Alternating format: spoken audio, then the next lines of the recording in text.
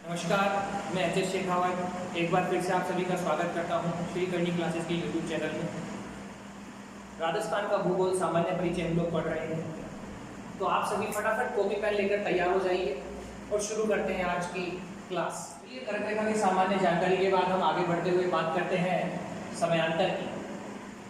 देखिए, जो यहाँ से सवाल बनता है वो थोड़ा डीपली सवाल होता है। उस सवाल की लैंग्वेज को समझना बहुत जरूरी है, क्योंकि हम लोग सिर्फ राजस्थान के देशांतर याद कर लेते हैं, उनके इफेक्ट क्या है, वहाँ से कैसे कैसे सवाल बनते हैं, इस चीज़ को हम नहीं समझ पाते। चलिए आज कोशिश करते हैं समयांतर को समझने की। 0 डिग्री देशांतर रेखा, हम लोगों ने बात की थी कि विश्व के मानचित्र पर मध्य से उत्तर से दक्षिण में गुजरने वाली रेखा देशांतर रेखा, 0 डिग्री देशांतर रेखा, जिसे अंतरराष्ट्रीय मानक समय रेखा भी कहते हैं। इस अंतरराष्ट्रीय मानक समय रेखा से राजस्थान जो है वो पूर्व में, इसी कारण से राजस्थान के देशांतरों के लिए हमारे द्वारा प्रयोग किया जाता है पूर्वी देशांतर।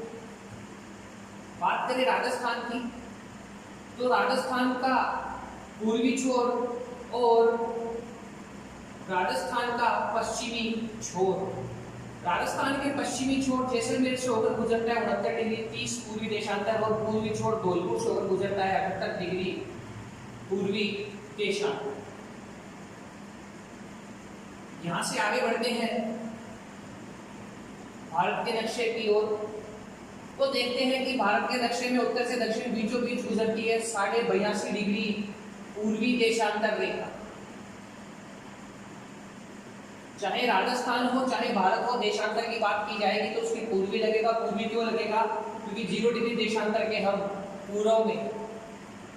विश्व मानचित्र की बात करूं तो 180 डिग्री देशांतर रेखा, हमने बात की थी देशांतर रेखा कुल 360 होती है, 0 के लेफ्ट में 180 और 0 के राइट में 180।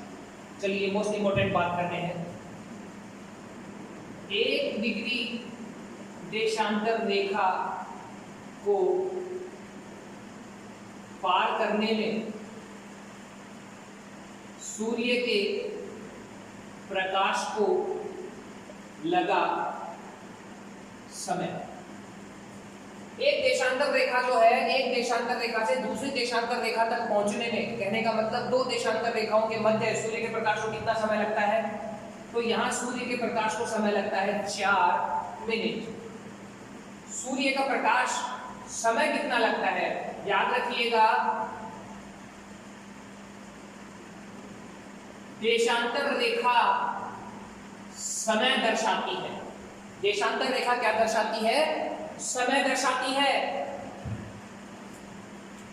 तो सूर्य जो है ये पूर्व में उदित होगा, तो सूर्य का प्रकाश 180 से 0 तक आएगा। 0 डिग्री देशांतर जो रेखा है इसे कहते हैं मानक समय रेखा, अंतरराष्ट्रीय मानक समय रेखा या विश्व की मानक समय रेखा। 82.5 डिग्री पूर्वी देशांतर जो है इसे कहते हैं भारत की मानक समय रेखा। 180 डिग्री देशांतर रेखा जो है इसे कहते हैं अंतरराष्ट्रीय तिथि रेखा। चलिए कारणों की बात करते हैं। तो सूर्य का प्रकाश इस 180 डिग्री देशांतर से लेकर जब तक इस अंतरराष्ट्रीय मानक समय रेखा तक पहुंचता है तो सूर्य के प्रकाश को कितना समय लग जाता है? सूर्य का प्रकाश 180 से 0 तक पहुंचेगा तो सूर्य का प्रकाश कितना समय लेगा? सूर्य का प्रकाश कितने देशांतरों को पार कर रहा है? सूर्य का देशांतर पार कर रहा है 180 देशांतरों को। एक देशांतर बराबर 4 मिनट, तो टोटल कितने मिनट लगे? मल्टीप्लाई कीजिए फटाफट और बताइए। 720 मिनट। क्या 720 मिनट को मैं कह सकता हूं 12 घंटे 12 आवर? तो जो हम लोग पढ़ते हैं कि 12 घंटे का दिन और 12 घंटे की रात, तो एकदम सही है, ट्रू फैक्ट है। एक छोर पर 12 घंटे का दिन होगा तो इसके विपरीत दूसरे छोर पर 12 घंटे की क्या होगी? रात। चलिए आगे बढ़े। 82.5 डिग्री पूर्वी देशांतर भारत की मानक समय रेखा। ये मानक समय रेखा 0 डिग्री देशांतर से पहले है या बाद में है? सूर्य का प्रकाश यहाँ पहले आएगा या यहाँ पहले आएगा? बेसिक सी बात है, हम पूर्व की ओर है तो सूर्य का प्रकाश पहले 82.5 डिग्री देशांतर पर आएगा।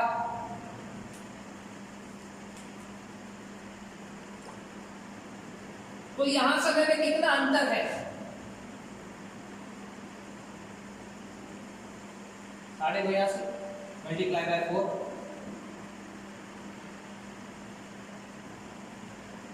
330 मिनट, या मैं कहूं 5.5 घंटे। डायरेक्ट सवाल पूछा जाता है, भारतीय मानक समय रेखा, अंतरराष्ट्रीय मानक समय रेखा या विश्व की मानक समय रेखा से कितने समय आगे है? 5.5 घंटे। प्लस या माइनस? अगर आपने कीपैड फोन यूज किया है तो उसमें आपने समय सेट किया होगा, तब आपने सेट किया होगा प्लस 5:30 GMT, चेन्नई, मुंबई, कोलकाता, दिल्ली। तो हम विश्व की मानक समय रेखा से या विश्व के समय से 5.5 घंटे आगे हैं। अगर हमारे यहाँ दोपहर का समय है तो वहाँ सुबह का समय, अगर हमारे यहाँ सुबह का समय है तो वहाँ रात का समय होगा, और यहीं से ट्रिकी सवाल बनते हैं।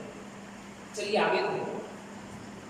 तो राजस्थान की बात करें तो राजस्थान के पश्चिम में जैसलमेर 69 डिग्री 30 से शुरू होता है, और पूर्व में धौलपुर 78 डिग्री 17। इनके मध्य समयांतर कितना है? हम लोगों ने बात की थी राजस्थान कितने देशांतरों में स्थित है, तो राजस्थान था 8 डिग्री 47 देशांतरों में। मल्टीप्लाई कर दिया जाए 4 से। देखिए दोनों को अलग अलग मल्टीप्लाई करते हैं। पहले 8 को 4 से मल्टीप्लाई करते हैं तो हमारे सामने आता है 32 मिनट, और उसके बाद में 47 को 4 से मल्टीप्लाई करते हैं तो आता है 188 सेकंड। सेकंड और मिनट दोनों को जोड़कर लिखेंगे तो हम देखते हैं कि 35 मिनट और 8 सेकंड का समय आता है। 35 मिनट और 8 सेकंड। ये सवाल जब भी पूछा गया है हमेशा लगभग में पूछा गया है, तो लगभग में हम इसे कह सकते हैं 36 मिनट। सवाल कुछ इस प्रकार से था, यदि धौलपुर में सूर्योदय 6 बजे हो रहा है तो सूर्य का प्रकाश जैसलमेर पहुंचने में कितना समय लेगा? 36 मिनट। इसको क्या लगेंगे? ज़्यादा लगेंगे। कल हमने बात की थी कि सर्वप्रथम सूर्योदय धौलपुर में होता है, सर्वप्रथम सूर्यास्त भी धौलपुर में होता है, सबसे अंत में सूर्योदय जैसलमेर में होता है, सबसे अंत में सूर्यास्त भी कहाँ होता है? जैसलमेर में। तो धौलपुर और जैसलमेर में कितना समयांतर है? ये समयांतर है 36 मिनट का। 0 डिग्री देशांतर और भारत की मानक समय रेखा के मध्य समयांतर कितना है? तो ये समयांतर है 5.5 घंटे का। 180 डिग्री देशांतर अंतरराष्ट्रीय तिथि रेखा। चलिए यहाँ थोड़ी सी बात की है। तो 0 डिग्री जो देशांतर है इसके दोनों छोर पर 180 डिग्री की रेखा है। अगर मैं ग्लोब की बात करूं तो एक छोर पर ये दोनों रेखाएं एक हो जाती हैं। तो यहाँ 12 घंटे और यहाँ 12 घंटे। सूर्य का प्रकाश यहाँ से जब यहाँ पहुँचता है तो पूरी एक कैलकुलेशन हो जाती है 24 घंटे की। 24 घंटे का मतलब एक दिन। हमारे यहाँ बात करते हैं तिथि, तो 180 डिग्री देशांतर यहाँ से घूम के जब सूर्य वापस यहाँ आएगा तो एक दिन चेंज हो जाएगा, इसीलिए तो कहते हैं अंतरराष्ट्रीय तिथि रेखा। चलिए आगे बढ़ते हैं। पर्टिकुलर इनकी स्थिति की बात करें, सवाल बनता है कि 0 डिग्री देशांतर जो रेखा है इसका केंद्र, तो 0 डिग्री देशांतर मानक समय रेखा, अंतरराष्ट्रीय मानक समय रेखा, इसका केंद्र कहाँ है? तो इसका केंद्र है ग्रीनविच शहर। ये ग्रीनविच शहर कहाँ है? लंदन, ब्रिटेन, यूके, इंग्लैंड, आप कुछ भी लिख सकते हैं। नॉर्मली पूछा जाता है लंदन, बट इसको और एग्जैक्ट याद रखिए लंदन में भी कहाँ है? ये ग्रीनविच शहर में।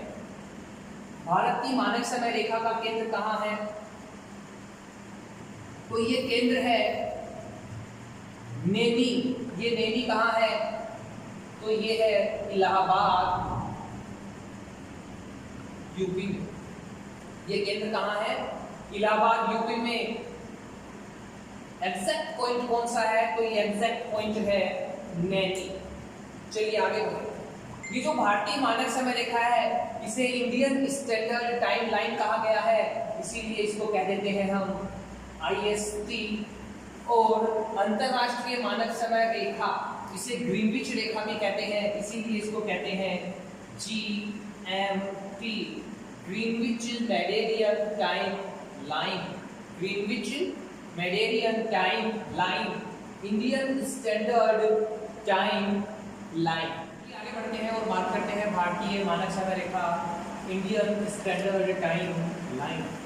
जैसा कि हमने अभी पढ़ा था कि 82.5 डिग्री पूर्वी देशांतर भारत के बीचों बीच उत्तर से दक्षिण से गुजरने वाली जो देशांतर रेखा है उसे भारतीय मानक समय रेखा माना गया है। क्यों? इसे ही क्यों माना गया, किसी और को क्यों नहीं माना गया? देखिए, भारत का देशांतरीय विस्तार, भारत कौन से दो देशांतरों के मध्य है? 68 डिग्री 7 पूर्वी देशांतर से लेकर 97 डिग्री 25 पूर्वी देशांतर तक ये भारत का देशांतरीय विस्तार है। तो भारत जो है ये कुल कितने देशांतरों में है? भारत कुल कितने देशांतरों में है? 97 डिग्री 25 से 68 डिग्री 7 को हम माइनस कर लेते हैं। चलिए,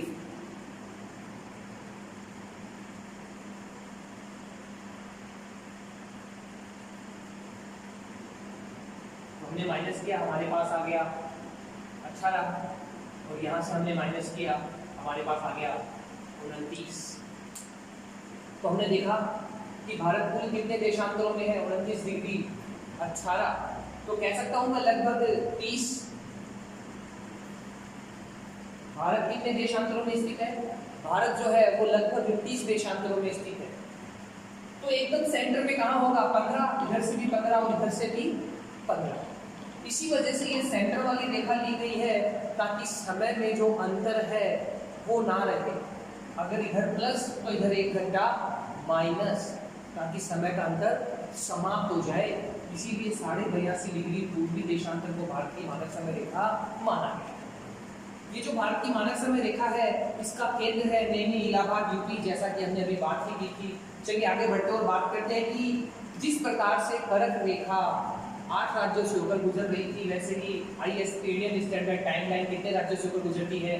तो ये गुजरती है उत्तर से दक्षिण। सबसे पहले उत्तर प्रदेश, मध्य प्रदेश, छत्तीसगढ़, उड़ीसा और आंध्र प्रदेश। कुल कितने राज्यों से होकर गुजरती है? ये गुजरती है कुल 5 राज्यों से होकर। चलिए आगे बढ़ते हैं। हमने बात की थी कर्क रेखा की, पूर्व से पश्चिम 82.5 डिग्री भारतीय मानक समय रेखा, उत्तर से दक्षिण। तो ये कहीं ना कहीं एक दूसरे को काटती है। ये कहाँ काटती है? ये काटती है एक दूसरे को छत्तीसगढ़। कुछ लोग सोच रहे होंगे सर ये दोनों मध्य प्रदेश से भी तो गुजरती है। दोनों की दोनों मध्य प्रदेश से गुजरती तो है, मगर वहां पर ये काटती रही है। काटती कहाँ है एक दूसरे को? ये काटती है छत्तीसगढ़ में। और छत्तीसगढ़ में किस जगह काटती? इस जगह का नाम है सरगुजा। वन लाइनर क्वेश्चन बनेगा, डायरेक्ट बनेगा, याद रख लीजिएगा। कर्क रेखा और भारत की मानक समय रेखा एक दूसरे को कहाँ काटती है? ये काटती है सरगुजा, छत्तीसगढ़। कहाँ काटती है? ये काटती है सरगुजा, छत्तीसगढ़। आप स्क्रीनशॉट ले सकते हैं। चलिए आगे बढ़ते हैं और बात करते हैं। अभी तक आपने जो भी पढ़ा आप लोगों को कितना समझ में आया, या कौन सी बात आपको समझ में आई, कौन सी बात समझ में नहीं आई? डायरेक्ट वन लाइनर में बात करें कि डायरेक्ट आने वाले सवाल, कुछ सवाल ट्रिकी है, कुछ लैंग्वेज बेस्ड है। 0 डिग्री देशांतर रेखा किन महाद्वीपों से होकर गुजरती है? विश्व का नक्शा अपने पास रखिए और उसमें ढूंढने की कोशिश कीजिए। तो हम देखते हैं विश्व के नक्शे में north America, south America, Africa, Europe, Asia, Antarctica और ऑस्ट्रेलिया। डायरेक्ट बातें कर लेते हैं कौन सी रेखा किस महाद्वीप से होकर गुजरती है। सबसे पहले बात करें 0 डिग्री देशांतर रेखा, तो हम जानते हैं कि ये उत्तर से दक्षिण की ओर आएगी।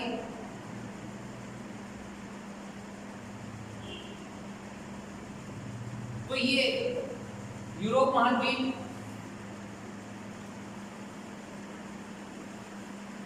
अफ्रीका महाद्वीप और अंटार्कटिका से होकर गुजरती। इसके बाद हम बात करते हैं कर्क रेखा। तो कर्क रेखा गुजरेगी उत्तरी अमेरिका, अफ्रीका और एशिया से। कर्क रेखा गुजरेगी उत्तरी अमेरिका, अफ्रीका और एशिया से। इसके बाद बात करते हैं भूमध्य रेखा की। तो भूमध्य रेखा गुजरेगी दक्षिणी अमेरिका, अफ्रीका और एशिया से। दक्षिणी अमेरिका, अफ्रीका और एशिया से कौन सी रेखा गुजरेगी? भूमध्य रेखा। चलिए आगे बढ़ते हैं और बात करते हैं मकर रेखा। तो मकर रेखा कहां से गुजरेगी? मकर रेखा गुजरेगी दक्षिणी अमेरिका, अफ्रीका और ऑस्ट्रेलिया से। दक्षिणी अमेरिका, अफ्रीका और ऑस्ट्रेलिया से।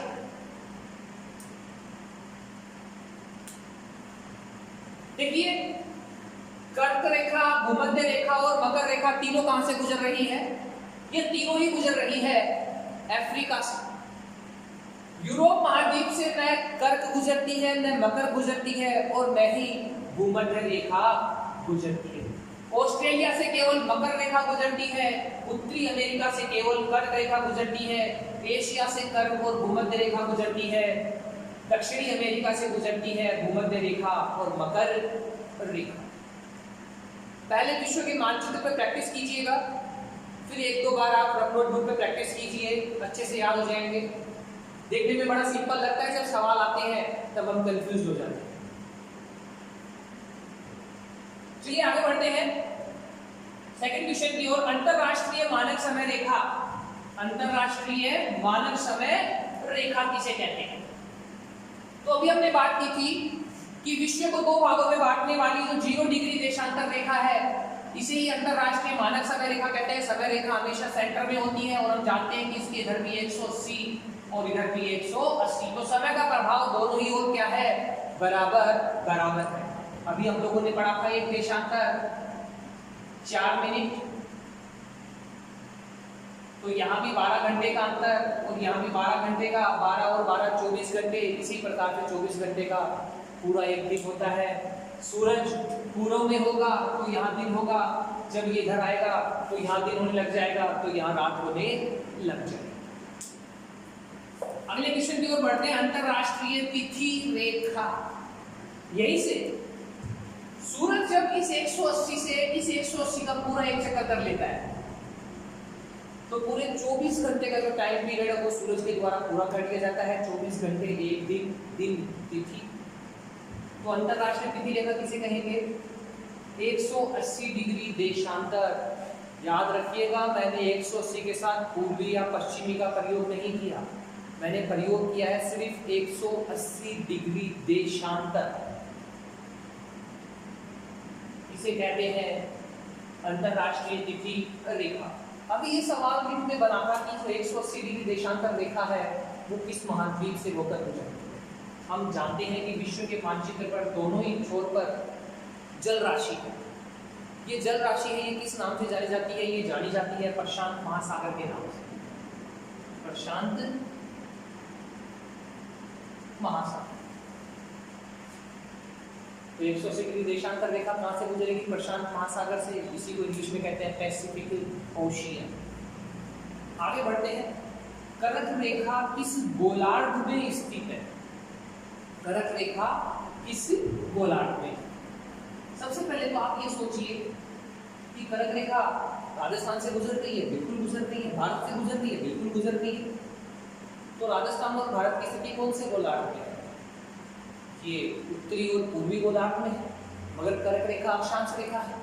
तो अक्षांश रेखा के सापेक्ष हम कौन से गोलार्ध में आते हैं? उत्तरी गोलार्ध। तो कर्क रेखा कौन से गोलार्ध में है? उत्तरी गोलार्ध में। भारतीय मानक समय रेखा और राजस्थान की पूर्वी देशांतर रेखा में कितना अंतर है? ये सवाल अभी तक बना नहीं है। काफी अच्छा क्वेश्चन है। देखिए, जो राजस्थान है 0 डिग्री देशांतर के सापेक्ष राजस्थान शुरू होता है 69 डिग्री 30 और समाप्त होता है 78 डिग्री। भारत की मानक समय रेखा है 82.5 डिग्री पूर्वी देशांतर। अब तक शायद ये तो समझ में ही आ गया होगा कि देशांतर के पहले पूर्व क्यों लगा रहे हैं, तो ये 0 डिग्री देशांतर रेखा के हम पूर्व में हैं। तो भारत की मानक समय रेखा और राजस्थान की पूर्वी देशांतर रेखा में, राजस्थान की पूर्वी देशांतर ये पूर्व में है और यही है राजस्थान की पूर्वी देशांतर रेखा। कितना अंतर है? 78 डिग्री 17 और 82.5। लेस करेंगे तो हमें अंतर पता चलेगा 4 डिग्री 13 देशांतरों का अंतर है। कितने का अंतर है? 4 डिग्री 13 देशांतरों का अंतर। तापमान एवं जलवायु का निर्धारण किया जाता है। जो तापमान और जलवायु बताने वाली रेखा है ये कौन सी है? अक्षांश या देशांतर। अभी हम लोगों ने बात की थी कि देशांतर रेखा है वो समय को बताती है, और सूर्य के सापेक्ष स्थिति की बात करें तो वो है हमारे अक्षांश रेखा। अलग से पढ़ेंगे ये टॉपिक, काल्पनिक रेखाएं का डिटेल से बात करेंगे। अभी के लिए बस याद रखिए तापमान और जलवायु का निर्धारण किया जाता है अक्षांश रेखाओं के द्वारा। विश्व में कुल कितने टाइम जोन है? रेलवे पूछ चुका है, विश्व में कुल कितने टाइम जोन है? अगर विश्व की बात करूं तो कुल 360 देशांतर रेखाएं हैं। एक बराबर 4 मिनट, तो 15 बराबर 60 मिनट या 1 आवर। 15 रेखाओं से बनेगा 1 घंटा, डिवाइड करूंगा तो 24। कंफ्यूज होने की जरूरत नहीं है, जितने घंटे हैं उतने ही टाइम जोन है। तो 24 घंटे और टाइम जोन कितने हैं? 24। भारत में दोपहर के 2 बजे है, तो लंदन में क्या समय होगा? अभी हम लोगों ने पढ़ा था कि भारत की जो मानक समय रेखा है और अंतरराष्ट्रीय मानक समय रेखा है उनके मध्य अंतर कितना था? उनके मध्य अंतर था 5.5 घंटे का। 5.5 घंटे हम प्लस हैं या माइनस हैं? तो 5.5 घंटे हम प्लस हैं। हमारे यहाँ उनसे पहले सूर्योदय होता है, तो हमारे यहाँ बजे हैं दोपहर के 2।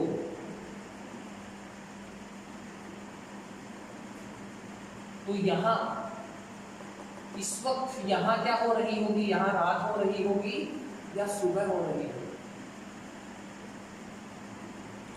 हमारे यहाँ दोपहर हो चुकी है, हम इनसे प्लस हैं।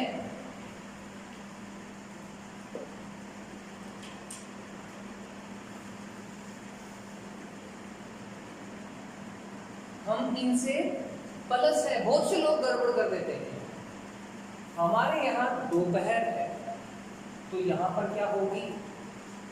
ये हमसे पीछे हैं, हम इनसे आगे हैं। ये हमसे 5.5 घंटे पीछे हैं, तो हमारे यहाँ दोपहर है, तो यहाँ क्या होगी? सुबह 2 बजे है। 5.5 घंटे माइनस कर दीजिए, 2 घंटे माइनस करेंगे तो यहाँ 12 बज जाएंगे। 3 घंटे माइनस करेंगे तो यहाँ बच जाएंगे 9। आधा घंटा माइनस करेंगे तो 8:30। तो यहाँ पर क्या समय हो रहा होगा? यहाँ समय हो रहा होगा सुबह के 8:30। अच्छे से याद करना इस सवाल को। जैसलमेर में सूर्योदय 6 बजे हुआ है, तो धौलपुर में सूर्योदय हुआ होगा। वापस से वही समय वाला कंफ्यूजन। अभी हमने बात की थी कि धौलपुर और जैसलमेर के समय में 36 मिनट का अंतर है। धौलपुर और जैसलमेर में कितना अंतर था? 36 मिनट।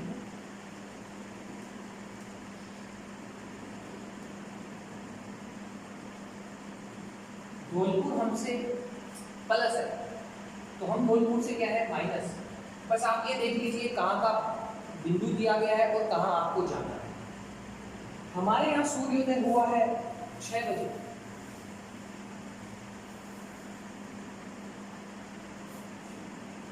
तो नेचुरल सी बात है धौलपुर हमसे पहले होगा, तो यहाँ सूर्योदय कब हुआ होगा, तो यहाँ सूर्योदय इसमें से हम घटा देंगे 36 मिनट, क्योंकि इसके 36 मिनट बाद यहाँ इफेक्ट होता है, तो यहाँ वाली बात करके तो हम यहाँ जाएंगे तो माइनस करेंगे।